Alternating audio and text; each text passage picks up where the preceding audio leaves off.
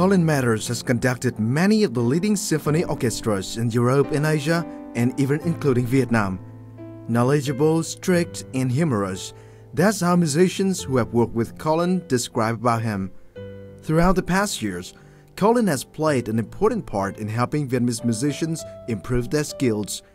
In recognition of his contribution to the national cultural development, the Vietnamese government honored him with the Order of Merit, the first time such an award presented to a British citizen.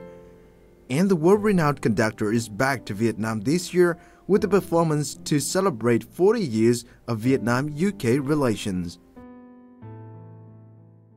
Hello, welcome to our On the Mic of VTV4, and it's great to see you back here in Vietnam. It is just such a joy to be back here.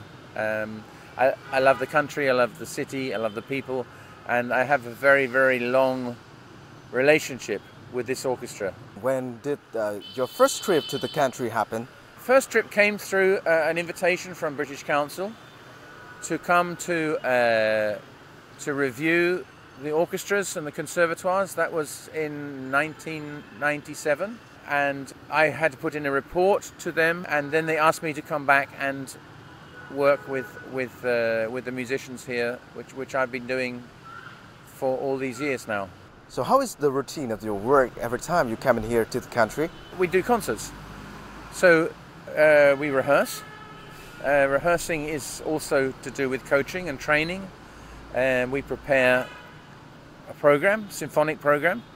And we normally have always done 2 concerts here in the Opera House, which we do now tonight and tomorrow. That's the way it's always been. Soon after landing in Vietnam, Colin Metters started the rehearsal with the 90 members of the Vietnam National Symphony Orchestra. Devoting all the time and efforts for music, Colin's working method has left great impressions on every member of the National Symphony Orchestra.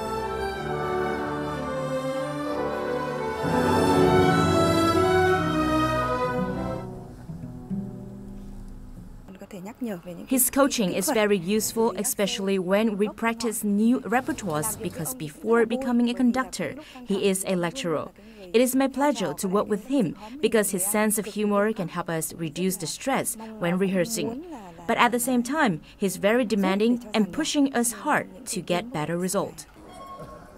Accompanying Colin in this visit to Vietnam is Guy Johnston, a talented British cellist. And under the baton of Colin, the performance is likely to become a night to remember for chamber music lovers in Hanoi.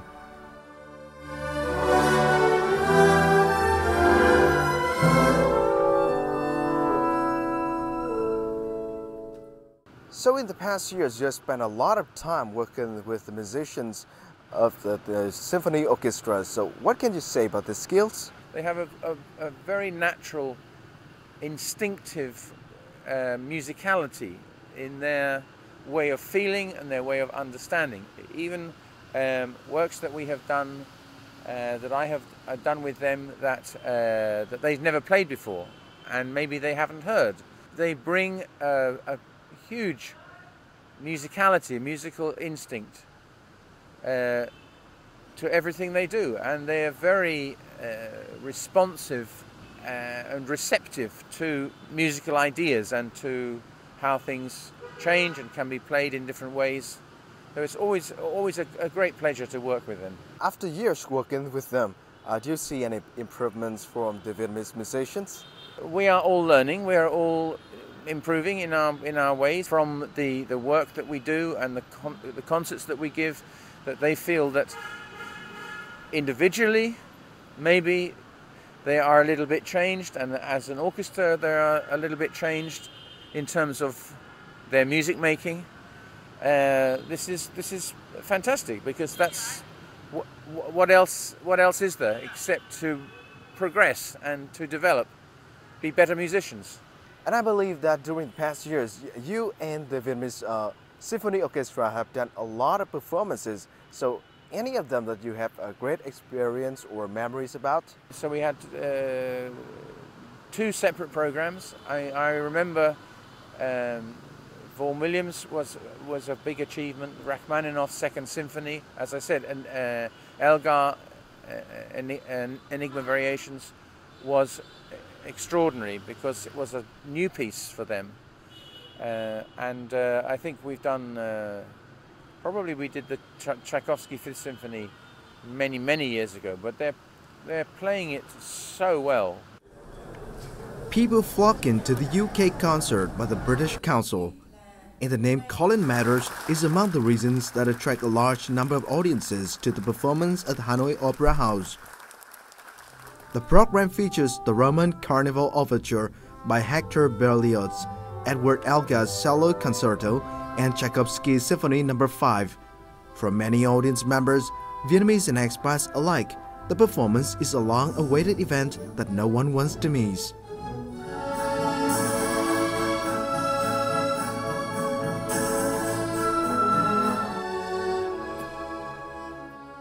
It's a very good conductor, a very good orchestra. It's a very fine sound. I have been guest here already 1 year ago, and he's still very good, very nice. I like it to visit this opera and to join the concert. Apart from his experiences in conducting symphony orchestras, Colin has been known for his ability to make artists from different backgrounds perform together.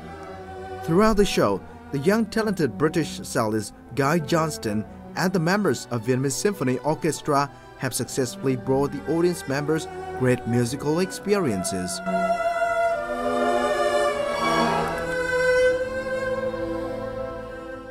I didn't know this composer before, but it's really very beautiful. I like cello music already very much, and I think his performance was really outstanding. With great efforts from the British and Vietnamese artists, the UK concert this year has left great impression for chamber music lovers in Hanoi.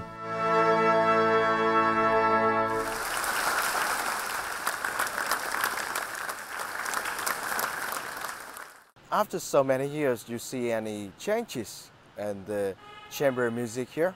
In the past, when I first came, many of the musicians had to have second jobs. They played in restaurants, they played in hotels, and when I first came, there were very few concerts that took place between my visits. Now, the orchestra now has developed and has grown, has become much more professional, so that essentially now the orchestra is it's full time.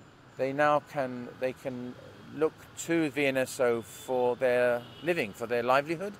They have very heavy schedule of concerts now, which is fantastic, which 10 years ago didn't exist. Maybe you have some experiences to share to boost the development of chamber music here? The important thing is to encourage young players to learn an instrument, whether it's flute, oboe, violin, cello, whatever, and then to make music together. Small group, 3, 4, 5 players, or small ensemble. That's the future in terms of and what's so important for them to experience making music. That's the really important thing. And I believe that you have more plans to come back to Vietnam and work with the Vietnamese musicians here. Can you say something about that? I hope so. I mean, they only have to invite me. I will be here. Thank you very much for your interview. My pleasure.